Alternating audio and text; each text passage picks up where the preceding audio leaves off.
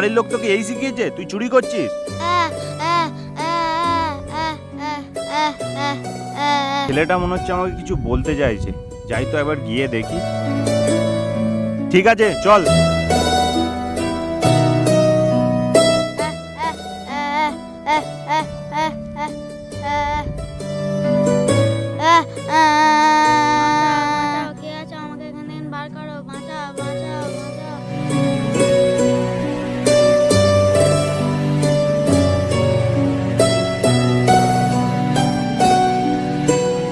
দাদা বাঁচালে ধন্যবাদ।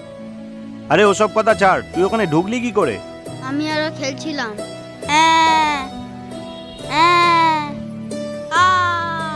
বাঁচা বাঁচা বাঁচা।